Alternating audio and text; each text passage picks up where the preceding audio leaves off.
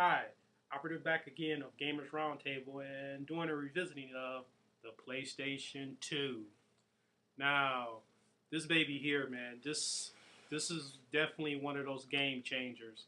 October of 2000, Sony released their successor to the PlayStation, and then it changes the whole gaming market again because this system here a lot of people consider among the earlier generation after mine, I would say, is probably their favorite system among those who are Nintendo enthusiasts.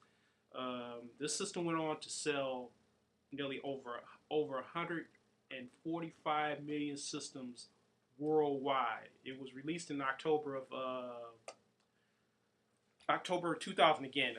The thing is, what memories I have of this system is it goes like this. I remember pre-ordering this system and selling off a lot of my old gaming peripherals and systems off to try to save up to get the system because $300 at the time, which is really 10 years ago, was a lot of money for to pay for a system. I'm just a working guy, and I don't have just necessary refunds just to drop $300 on a gaming system.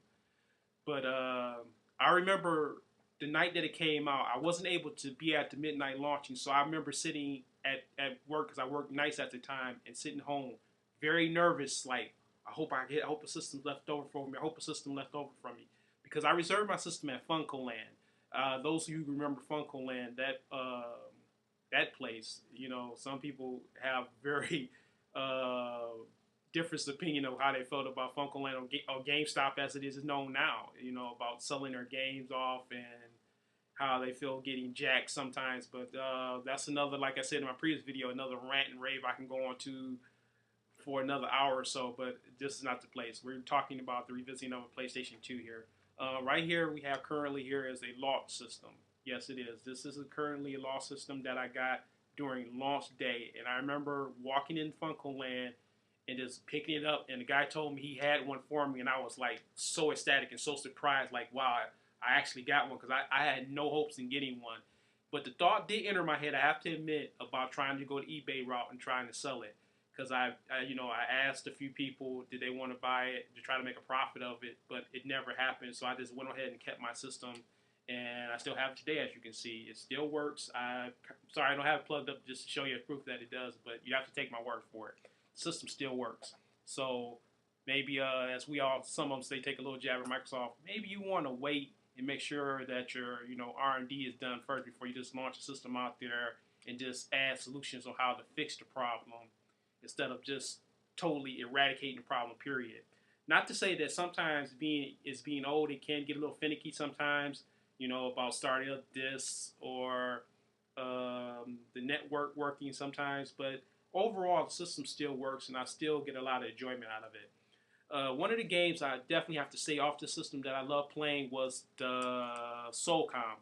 Once SOCOM came out, I have to admit I put a lot of hours in playing SOCOM because SOCOM was a lot of fun. I mean, a lot of fun for me. You might ask, like, well, what was the launch title that you got, Operative?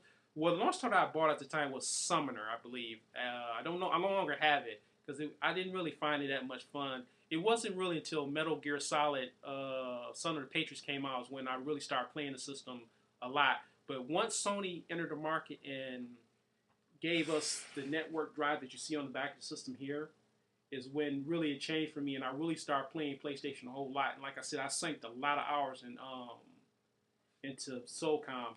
Also, you can't see it on the inside. It has the hard drive that came with it that pre-installed with Final Fantasy 11, and definitely that was a time sink.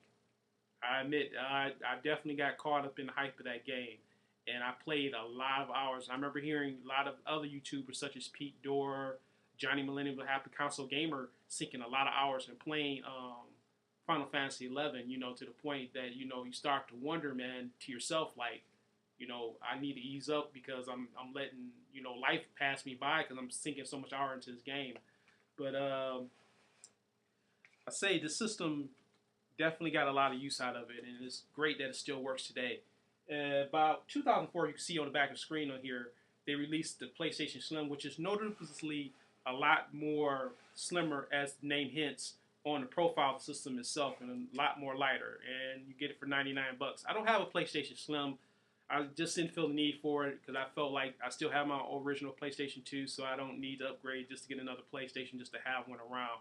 So if this bad boy goes, then I just, I don't know what else I'll do. I don't really feel the need to upgrade and get a PlayStation because I already have a PlayStation 3 here. So, and it plays PlayStation 2, so it's not like I don't have a backup. So it's pretty good to have the system, the original system that started all right here, as far as my online gaming, and as far as like really getting into online console, because I can't say it's the first one because Dreamcast would have been my first one. And like I said before, I have a previous one, a video up of the Dreamcast, and I really appreciate if you check that out as well. So I'm going to end this one here right now and say thanks again, and all you gamers out there, once again, I want to say happy gaming and peace out to all. I'll check you later. Operative.